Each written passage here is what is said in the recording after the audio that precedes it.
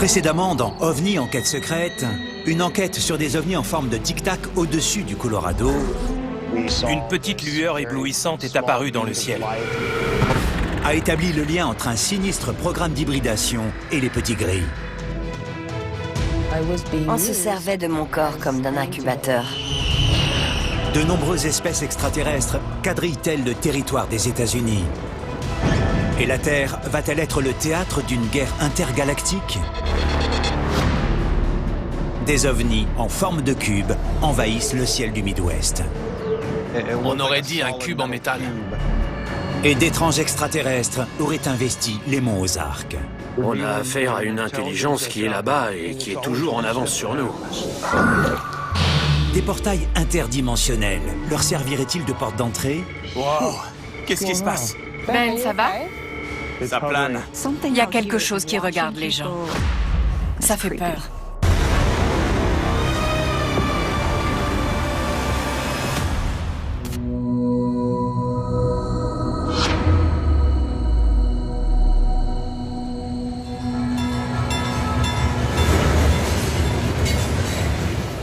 Le Missouri est un État unique.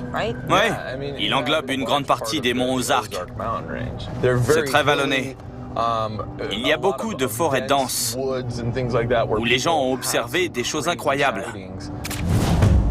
Étrange lumière dans les forêts, apparition du Bigfoot. Cette région est depuis très longtemps un foyer d'activité paranormale.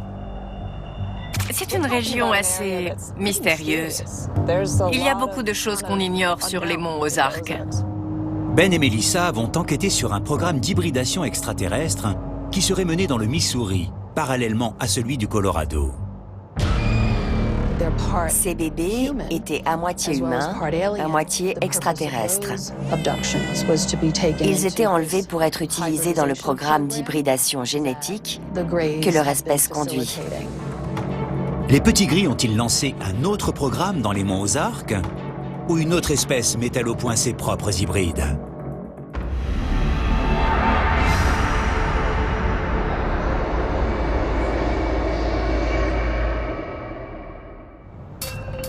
On va voir une dame dont le témoignage est très intéressant.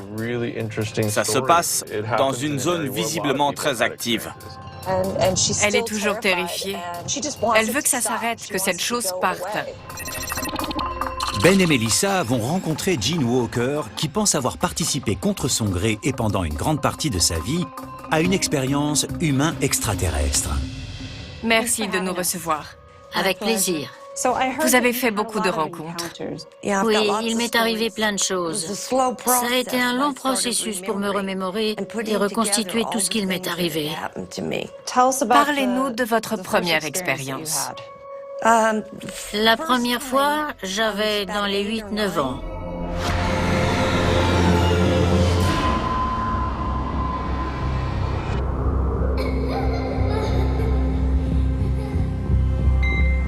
Jean se souvient qu'elle jouait dehors. Quand soudain, elle a senti une présence.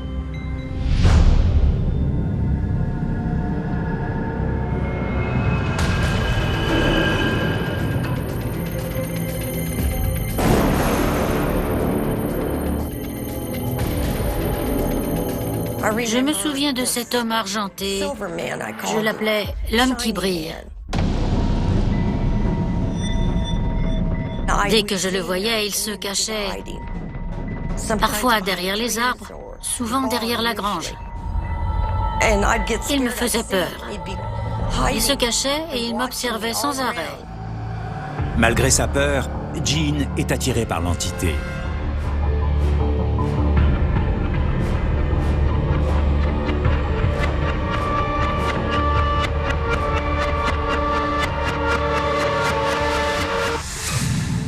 Mais l'homme argenté a disparu. Vu la description de Jean, pourrait-il s'agir d'une espèce extraterrestre appelée les Nordiques?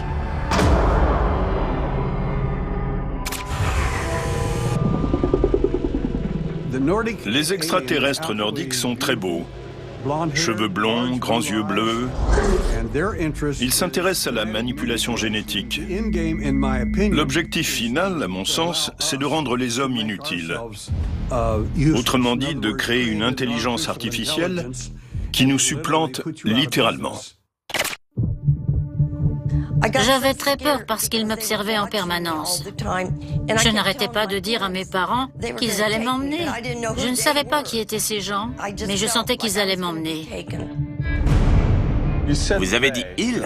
Ils étaient plusieurs ? Oui, Qu'est-ce qui vous fait dire ça ? ils ont commencé à m'enlever. C'était à quelle époque? Quand je me suis mariée, c'est là que les enlèvements et les grossesses ont commencé. Ils ont pris mes bébés. C'était très traumatisant. Oui, c'est terrible. Ce n'est pas la première fois que Ben et Melissa entendent parler d'enlèvement et de vol de bébés par des extraterrestres. Le récit d'Ella Lebin est tout aussi troublant. Je me suis rendue aux toilettes et mon corps a expulsé un sac placentaire. Mon mari m'a emmenée à l'hôpital. Ils m'ont dit que c'était très étrange, car tout était intact et que la seule chose qui manquait, c'était le fœtus. Qu'est-il devenu d'après vous? Ce petit gris qui s'est présenté au pied de mon lit la nuit de ma fausse couche, il était venu chercher le fœtus. On se servait de mon corps comme d'un incubateur. Ella aurait été victime d'un programme d'hybridation extraterrestre mené dans le Colorado. Ces extraterrestres argentés menaient-ils une expérience similaire dans le Missouri? Le docteur m'a dit qu'il n'y avait pas de fœtus. C'est incroyable. Je lui ai demandé comment c'était possible. Je crois qu'il ne savait pas quoi me répondre. J'étais anéantie. C'est terrible. Mais l'horreur ne va pas s'arrêter là. Environ 8 ans plus tard, j'avais emménagé dans cette maison et j'ai été enlevée.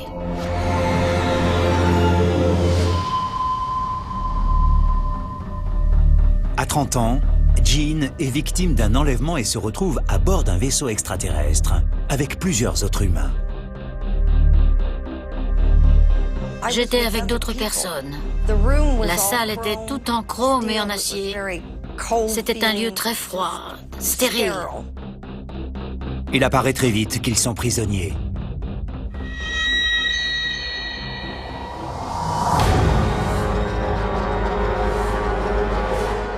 On était terrorisés. On était comme des animaux pris au piège. Jean ressent soudain une douleur perçante au niveau du crâne. Elle finit par perdre conscience. Quand elle revient à elle, elle est seule. L'homme argenté est apparu.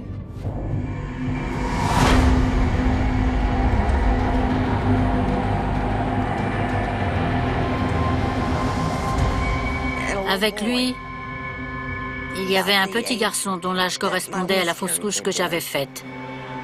Ils étaient tous les deux habillés d'une robe blanche, blond aux yeux bleus. L'homme était très beau. Il a poussé le petit garçon qui s'est avancé vers moi. Je l'ai tenu un moment.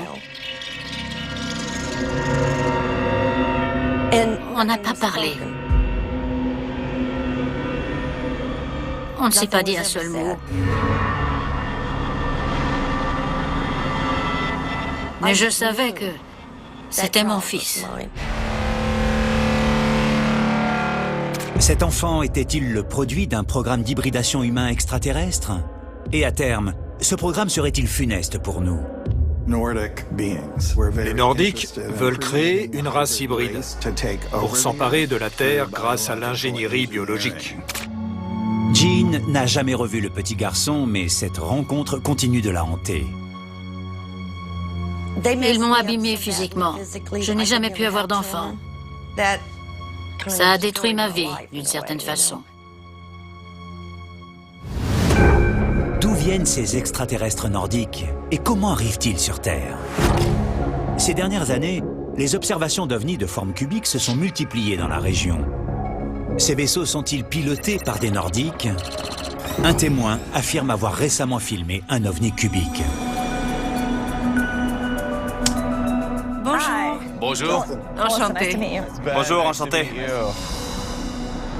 Pouvez-vous nous faire part de ce qu'il s'est passé? Quand je l'ai vu, je revenais du travail. Il faisait très beau, le ciel était bleu, il n'y avait pas de nuages.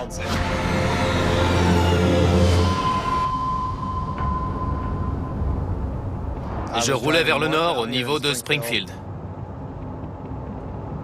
J'ai remarqué un truc brillant au-dessus de l'horizon, juste au-dessus des arbres. Au début, je me suis dit, ça doit être un sac poubelle ballotté par le vent. Mais quand je me suis approché, j'ai vu qu'il maintenait une vitesse constante et une certaine altitude. Je me suis dit, c'est bizarre. Plus Justin regarde l'objet, moins il comprend. Ce qui m'a frappé, c'est qu'il y avait une sorte de halo autour de cet objet. Il y avait des lumières qui s'en échappaient. Je ne sais pas si c'était les reflets du soleil ou si cet objet émettait sa propre lumière. Quand je suis arrivé à son niveau, j'étais juste en dessous. On aurait dit un cube en métal. C'était comme un dé qui roulait dans les airs. Je me suis dit, waouh, il faut que je filme ça. J'ai sorti mon téléphone pour faire une vidéo. Il venait vers moi, il était dans mon champ de vision. Et quand je me suis retrouvé en dessous, il a changé de direction. Il est parti par là. J'ai eu une décharge d'adrénaline, je tremblais. Non seulement la forme de l'objet est extrêmement étrange, mais son mouvement défie les lois de la physique. On se demande à quoi ça sert tout ça. Quel est l'objectif? C'est bizarre. J'aimerais trop savoir ce que c'était. Vous aviez déjà vu de tels objets auparavant? Jamais personnellement, mais ça a changé ma vie. Y a-t-il eu d'autres phénomènes? Ils se sont multipliés. Il y a des triangles, des soucoupes, des orbes, des cubes. C'est très bizarre. Je sens qu'un grand changement se profile. Je suis d'accord. Vous avez essayé de savoir de quoi il s'agissait? J'ai contacté l'administration fédérale de l'aviation. J'ai parlé à un des contrôleurs. Il m'a dit qu'il n'y avait rien sur le radar, aucun procès-verbal dans la zone. Il était très intéressé. Il n'avait aucune idée de ce que c'était. C'est très étonnant. Merci beaucoup de votre témoignage. Ravi de vous avoir rencontré. Merci. Merci à vous. Ben et Melissa réexaminent la vidéo. There's something going on here. Check this out.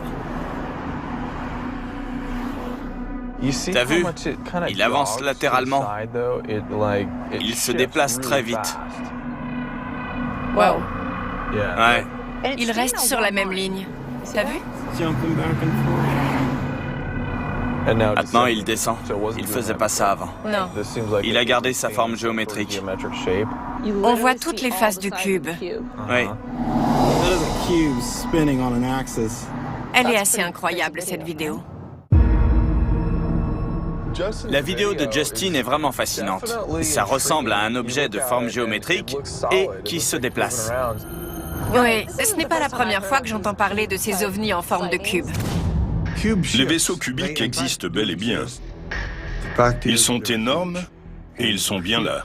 Ça ne fait aucun doute. Ce qui m'inquiète, c'est qu'ils sont ultra perfectionnés. Ce sont des vaisseaux magnifiques. On ne sait pas ce qu'ils peuvent faire. Mais croyez-moi, chaque fois qu'une civilisation avancée a rencontré une civilisation moins avancée sur le plan technologique, ça s'est mal passé. Soit ils ont été massacrés, soit ils ont été soumis et intégrés. Donc je pense que leur présence est une menace pour tout le monde. On a un schéma qui émerge. Ils sont de plus en plus nombreux. Je ne sais pas quoi en penser, mais la directrice du MUFON devrait pouvoir nous donner une idée de la fréquence d'apparition de ces cubes et des autres objets que les gens voient. Marjorie Kay est directrice adjointe du MUFON, réseau dédié à l'observation des ovnis. Merci de nous accueillir, Marjorie. Je vous en prie. J'aime bien venir chez vous parce que c'est à vous que s'adressent les témoins d'événements. Oui, parce qu'on mène des enquêtes. Y a-t-il une tendance générale au sujet du type d'objet signalé? Actuellement, on a beaucoup d'objets cubiques, comme on les appelle. Ce sont des objets très curieux. On passe beaucoup de temps à les étudier en ce moment. Le Missouri est un haut lieu d'activité depuis octobre 2011, date à laquelle s'est produite l'une des plus grandes vagues d'observation d'OVNI au monde. On parle de vagues d'observation lorsque de multiples observations ont lieu. Marjorie sort une cassette audio décrivant les faits. En fin d'après-midi, une femme assiste à un spectacle étrange.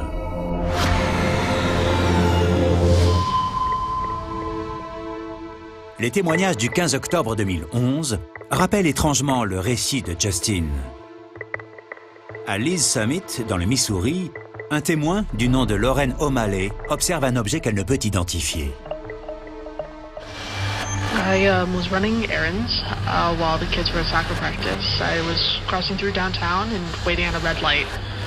All of a sudden, everything went dark, like a huge storm cloud rolled in, but then my car started just glowing. Elle a sorti la tête pour voir ce que c'était. Il y avait un cube de 20 mètres de côté, au-dessus de sa voiture. I had never seen anything like it before. It hovered above me, reflecting all sorts of light on my car. I knew in my gut it was a UFO, and I swear to God, I thought I was going to die. Et ce n'est que le début. Le passage du cube est signalé dans le sud du Missouri un peu plus tard dans la soirée. À 20h, on a eu un ovni géant au-dessus du supermarché de Raytown.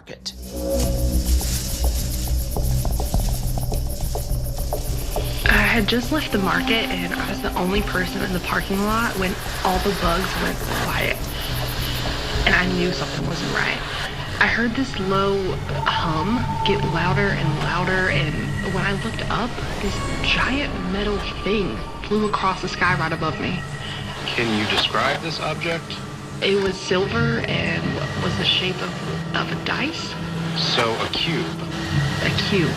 It passed right over me. It couldn't have been more than 100 feet off the ground. Wow. Puis, on retrouve cet objet à Kansas City, à l'intersection entre la 63e rue et l'autoroute I-435. À cet endroit, on a de nombreux témoins. On suit sa progression. Tout à fait. Ensuite, on a eu des données radar. Et très bizarrement, un objet est resté pendant 20 minutes dans la même position, près de Kansas City. Ils n'ont aucune explication à ce sujet. C'est inquiétant.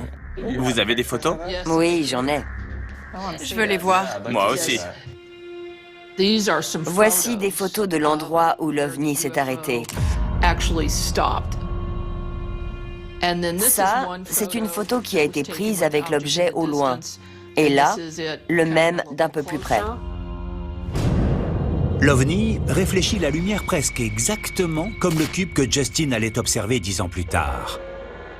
Selon les gens, on aurait dit qu'il respirait, qu'il était vivant.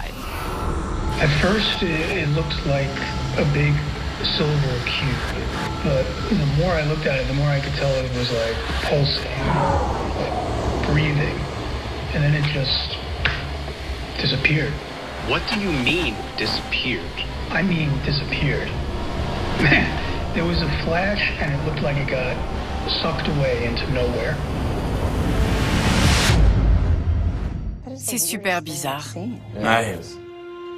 Ce soir-là, il y a eu une 60aine d'observations d'OVNI cubiques dans le Missouri.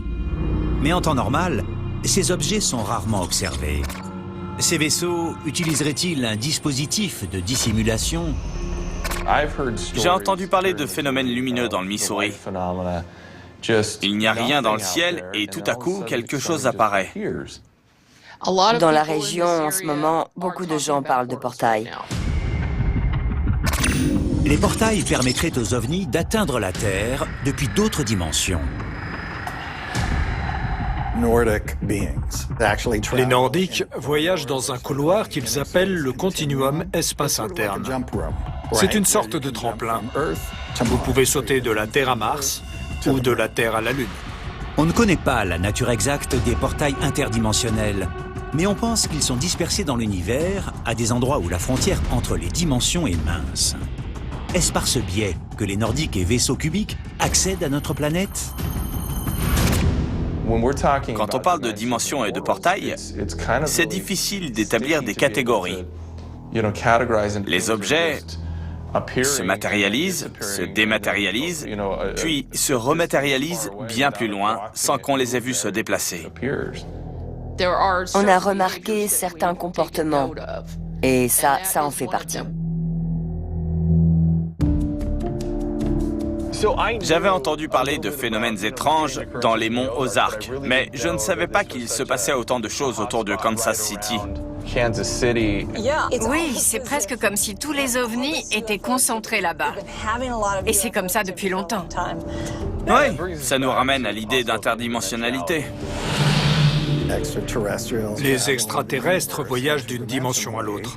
Leurs vaisseaux peuvent se cacher dans des poches dimensionnelles, dans la 4e dimension.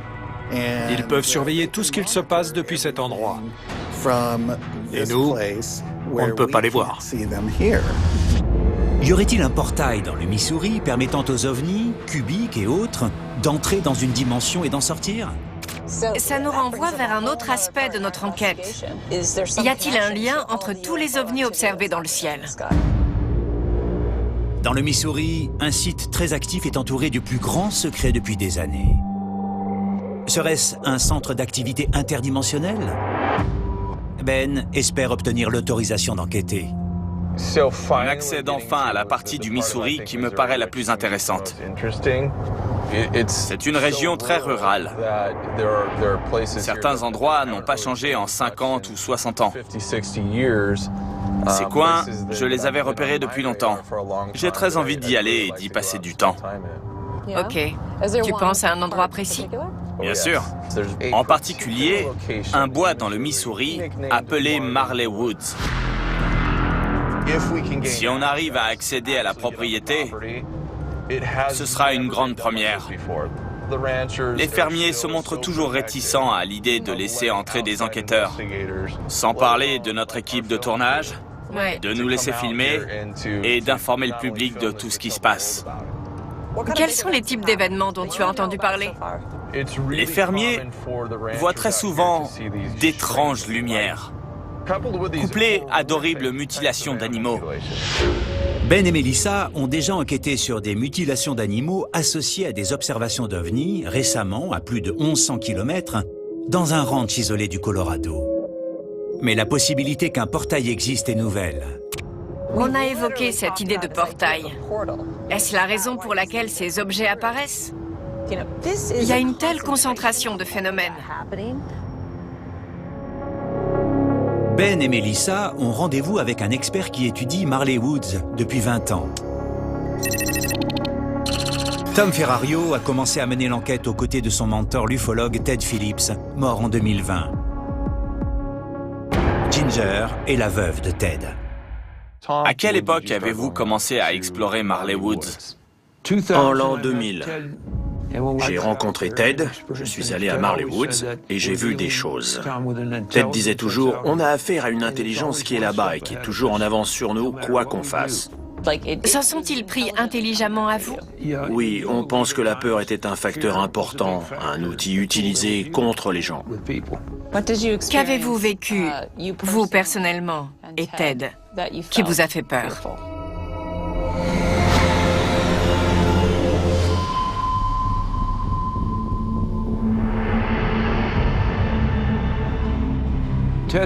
Ted et moi, on revenait du ranch. Il était 1h ou 2h du matin. On roulait sur un chemin de terre. J'ai vu une lumière qui m'a paru bizarre. Elle a dépassé notre véhicule. Je me suis arrêté sur la route et elle nous a illuminés. C'était une lumière blanche. On a levé la tête Le faisceau éclairait notre voiture. Cette lumière est si brillante qu'elle masque la forme de l'OVNI qui plane au-dessus d'eux. Ted m'a regardé et il m'a dit « Bienvenue à Marley ». Soudain, Tom et Ted ressentent une horrible sensation de brûlure. Tandis que la lumière change de couleur, Tom parvient à distinguer une forme cubique au-dessus de la voiture. Puis, il se passe quelque chose d'incompréhensible. L'OVNI s'est rétracté. Il est devenu plus petit qu'une tête d'épingle, puis il a disparu d'un coup. Est-ce que vous avez subi un phénomène de temps manquant? On n'a pas eu de temps manquant, mais on a eu des effets physiques. Quand on est revenu au site numéro 1, Ted s'est appuyé contre le bâtiment et il a vomi. Quand je suis rentré chez moi, j'avais un problème au niveau du cuir chevelu. Je ne pouvais pas le toucher. J'avais très mal. Ça avait l'air tout rouge, je ne pouvais pas toucher mes cheveux. Je suis allé chez le médecin et il m'a dit « Vous avez été brûlé ». Il m'a mis sous opioïdes pendant une semaine, ça faisait très mal. Votre peau a été brûlée? Oui. Sur le dessus? Tout à fait. Il m'a dit, la seule fois où j'ai vu ça, c'était il y a 2-3 ans. Un ouvrier qui travaillait sur une antenne relais. Il avait été exposé à une grande quantité de micro-ondes. À l'instant où il m'a dit ça, j'ai été sidéré. Ça m'a alarmé. C'est dingue. D'autres témoins oculaires ont vu un ovni cubique se replier sur lui-même et disparaître. Est-ce grâce à la présence de portails? Cette chose ne semble pas apprécier la présence humaine. Ils voulaient les chasser de la propriété. Un des éleveurs a dit « Moi, je ne pars pas ». Il est resté jusqu'au bout. Parlez-moi de cet éleveur. L'écurie, c'est choquant. Je préfère avertir les gens, il ne faut pas être facilement dégoûté. Le propriétaire gardait son cheval préféré dans l'écurie.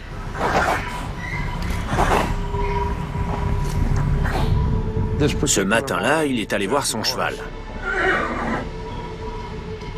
Tout allait bien.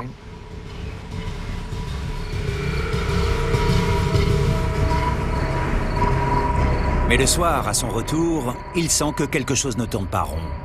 Il est retourné vers l'écurie. La porte était grande ouverte et le bâtiment était abîmé. Il entre à l'intérieur et là, l'horreur lui saute aux yeux.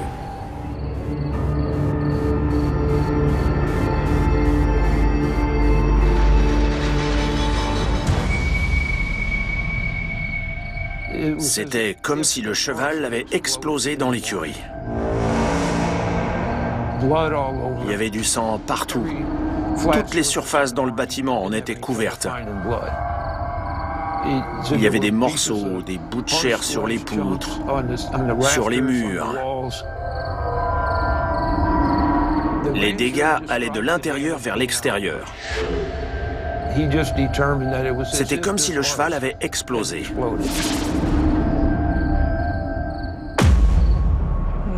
Quelle horreur! Qu'est-ce qui a pu causer ça à part une explosion? On a prélevé des échantillons. Il n'y avait aucune anomalie dans les échantillons de sang et de terre indiquant la présence d'explosifs ou de ce genre de choses. Ben et Melissa ont récemment enquêté sur un cas de mutilation exécutée avec une précision chirurgicale dans un ranch du Colorado. Dès que je l'ai vu, j'ai remarqué qu'une partie entière de son corps manquait, au niveau de l'arrière-train. L'incision était d'une précision clinique. Et puis sur son flanc, un carré de chair manquait également. Juste ici. Tout son arrière-train avait disparu. Il n'y avait plus rien. L'explosion du cheval serait-elle le résultat d'une expérience extraterrestre qui aurait mal tourné? Cette nuit-là, une sorte de lumière est apparue dans le ciel. S'agissait-il d'un portail qui aurait permis à des visiteurs extraterrestres de venir sur Terre et de mutiler le cheval avant de repartir dans leur monde? Ted a pris cette photo à fort grossissement à travers les arbres. Il parlait de masse lumineuse. En traitant l'image, il a obtenu ça. On dirait presque une porte. C'est très bizarre. Ça ressemble un peu à un tunnel. On voit presque des couches. Oui. Ted était d'avis que tout ça avait un aspect dimensionnel, que tout était basé sur les dimensions. Si les extraterrestres utilisent Marley Woods comme portail, Ben et Melissa devraient pouvoir recueillir des preuves de leur présence. C'est une zone vraiment unique. J'aimerais pouvoir l'explorer et voir ce qu'on peut trouver. Ok. Il semble que cette entité prenne les gens pour cible et qu'elle ait un plan. Il faut en tenir compte. Je suis hyper impatient. Mais en même temps, je me dis, waouh, dans quoi on s'engage? À quoi a-t-on affaire? Est-ce que ça pourrait être l'aboutissement de toutes nos recherches? Marley Woods, c'est pas une attraction touristique. C'est une affaire très sérieuse. Ouais. Pense à ce qui est arrivé à Ted. Il a senti qu'on s'en prenait à lui. Pour être honnête, je me sens un peu stressée. Je pense qu'il y a un truc là-bas. Et quand le soleil se couche, on est dans un autre état d'esprit. Tandis que Ben et Melissa s'approchent de Marley Woods, des choses étranges se produisent. C'est bizarre, ma montre ne marche plus. Sérieux? La batterie est vide. Tu l'avais chargée?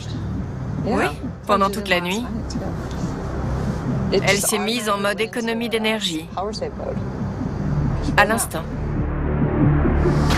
En enquêtant au ranch du Colorado, Melissa et Ben avaient également subi une défaillance de matériel.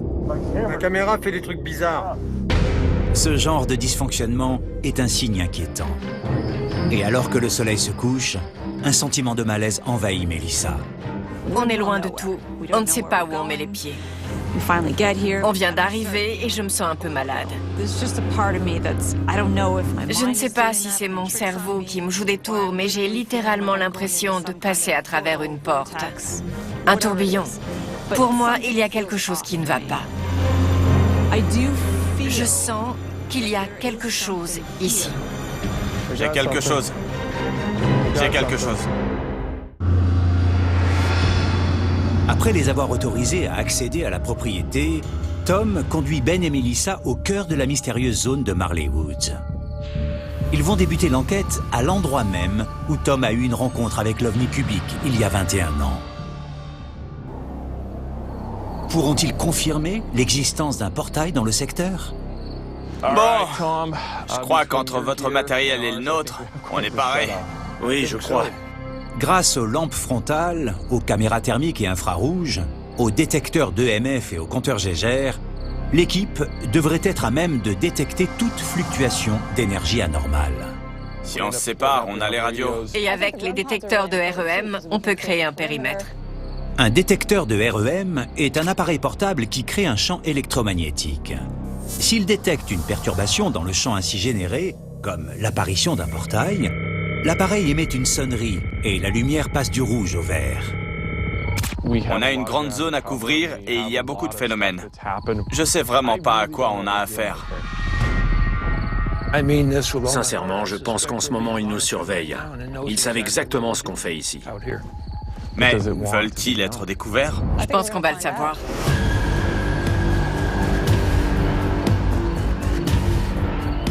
Presque immédiatement, Ben remarque une anomalie sur son compteur Geiger. C'est bizarre. Normalement, j'ai toujours au moins un rayonnement de fond. Là, il indique 0 absolu. C'est bizarre. Très bizarre. 0 absolu. Des rayons cosmiques en provenance de l'espace ne cessent de pleuvoir sur la Terre. Cette mesure n'a aucun sens. Je l'ai jamais vu indiquer 0. Il ne devrait pas faire ça ici. C'est vrai. On est au centre de tout, non? Ouais, on est pile poil au milieu. Attends, chut. Quoi? Il n'y a plus un bruit. Les animaux faisaient du raffut et là, il n'y a plus un bruit. Même constat chez le témoin du passage du cube en 2011. All the bugs went quiet, and I knew something wasn't right. And when I looked up, this giant metal thing flew across the sky. Attendez, ça a fait pop. Ah oui, il y a des pics. Il y a combien? 0,59? Oui, 0,5. Ça descend. Oui. 0,59, c'est pas beaucoup, mais des amplitudes plus fortes, c'est dangereux. Oh, ça remonte. Ça remonte. Ça se stabilise. Ça monte d'un coup. Je ne sais pas pourquoi. On a des pics toutes les 2 secondes. On pourrait avancer un peu par là? Ce serait peut-être bien d'essayer de communiquer avec eux. Vous êtes là? Vous nous observez, vous savez qu'on essaye de comprendre qui vous êtes. Pouvez-vous vous approcher de cet appareil? On n'a pas peur de vous. Faites attention à ce que vous demandez. On a vu ce que ça donnait. Croyez-moi. C'est parce que vous avez l'impression d'être surveillé. Je ne sais pas s'il y a des règles dans la dimension ou l'endroit d'où viennent cette civilisation et ces choses. Je ne crois pas qu'ils suivent les règles. Ça ne bouge plus du tout. Non. Non. Ils sont partis. Ils jouent avec nous. Ils font ça tout le temps. L'équipe suit le faible signal et s'enfonce dans Marley Woods. C'est flippant. Melissa place les détecteurs de REM, tandis que Ben grimpe dans un poste d'observation avec la caméra infrarouge. Je vais filmer de là-haut.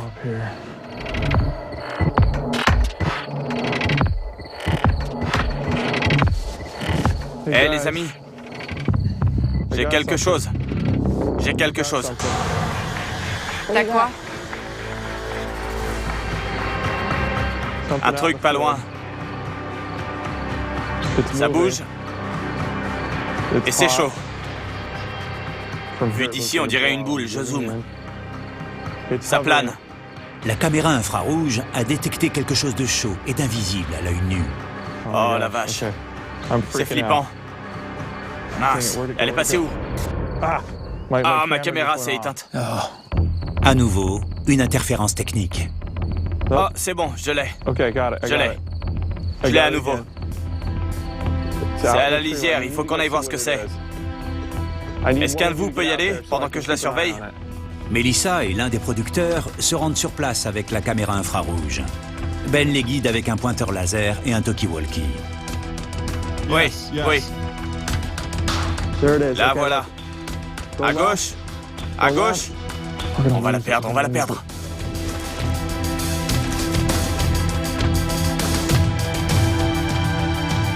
Stop. Tout droit. Vous voyez quelque chose? Non. Les détecteurs de REM se déclenchent. Qu'est-ce qu'on cherche? À gauche. À gauche. Ça marche plus? L'entité interfère-t-elle avec les talkie-walkie? Stop. Joue-t-elle avec eux? Je sais pas ce que c'est. Les détecteurs se déclenchent?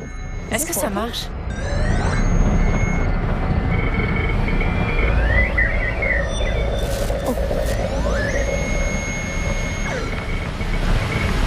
Qu'est-ce qui se passe? Ben, ça va? Ce qui perturbait le matériel de Ben et Melissa semble avoir disparu.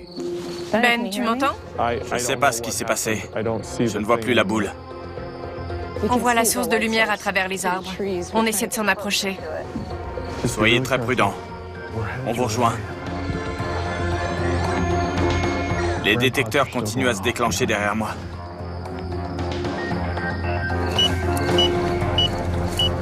On y est. Il y a eu un pic. À nouveau, le compteur Gégère de Tom enregistre un pic, avant de retomber brusquement à zéro. C'est pas normal. Je ne sais pas ce qui se passe ici. Vous devriez revenir.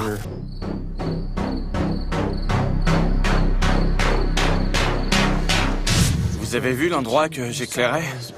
Ouais, je suis allé droit dans sa direction. Ok, et vous avez vu quelque chose? On a vu des lumières au niveau des arbres, mais le temps qu'on y arrive, elles avaient disparu. C'est fou. On aurait dit que ça allait de droite à gauche et que ça flottait. Ce type d'anomalie n'a aucun sens dans notre dimension. à moins que quelqu'un ou quelque chose nous regarde à travers, de l'autre côté. Je me pose plein de questions. C'est juste le sommet de l'iceberg. C'est drôle que tout se soit tu à notre arrivée. Là, ça a repris. En tout cas, cette chose produit de la chaleur. Ouais. Ça peut être une créature, ou alors une forme d'énergie thermique. Oui. Ça fait 20 ans que vous faites des recherches ici, et vous avez vu beaucoup de choses. Mais vous êtes un peu inquiet. Ted et moi, on a expérimenté le côté sombre. On a très envie de découvrir cet être de lumière. Mais quand il apparaît, on ne contrôle plus rien et ça peut être dur. Très dur. Donc vaut mieux pas tenter le diable pour le reste de la nuit. Non. Je pense que quand on va trop loin dans les ténèbres se retournent contre vous. Il y a quelque chose ici qui observe les gens, qui perçoit leurs émotions et leurs peurs et qui joue avec. Ça fait peur.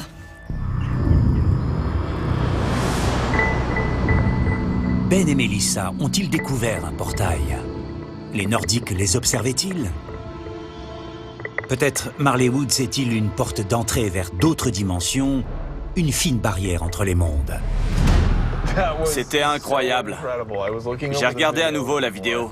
Et si tu regardes de près l'image thermique de cette entité, son mouvement n'est vraiment pas naturel. Tu trouves pas? Je me suis éloigné brièvement, et quand je suis revenu, elle avait complètement disparu. Moi, ce que je trouve dingue, c'est qu'on soit allé pile à cet endroit et qu'il n'y avait rien. Ouais. Je ne sais pas quoi en penser, mais ça correspond presque exactement à ce que disait Tom. Ces descriptions des lumières correspondent à peu de choses près à ce que je pense avoir vu. Pour être tout à fait honnête, j'ai trouvé cette expérience effrayante. Tout le long, je me sentais... Je n'étais pas moi-même. C'était bizarre. Ouais, l'hypothèse interdimensionnelle, le fait que des êtres passent d'une dimension à l'autre, je ne sais pas comment on peut décrire ça autrement, mais c'est ce qui se produirait à Marley Woods. Je pense que dans toute cette zone, une entité nous observait. Clairement. Pendant tout ce temps, je ne me sentais pas moi-même. C'était bizarre. Des métamorphes au-dessus de bases militaires, des orbes dans la Nouvelle-Angleterre, des osnis au large de la côte ouest, des boules de feu dans l'Idaho, des tic-tac traversant le Colorado et à présent des cubes repérés dans le ciel du Missouri. Se pourrait-il que de nombreuses espèces extraterrestres aient des vues sur les États-Unis? Et si oui, doit-on s'en inquiéter? La prochaine fois dans OVNI Enquête secrète, des ovnis triangulaires noirs envahissent le ciel autour de Las Vegas. J'ai vu un triangle équilatéral noir. Ça m'a paru durer une éternité. Et des témoins affirment avoir observé des êtres très avancés, capables de s'introduire dans nos esprits. C'est comme si mon esprit avait jailli hors de mon corps. J'ai bien cru que mes enfants allaient perdre leur mère. Les triangles noirs sont-ils pilotés par des extraterrestres arcturiens qui envahissent notre planète et notre conscience? Et si oui, est-il trop tard pour les arrêter? Ils circulent où ils veulent. Ils font ce qu'ils veulent.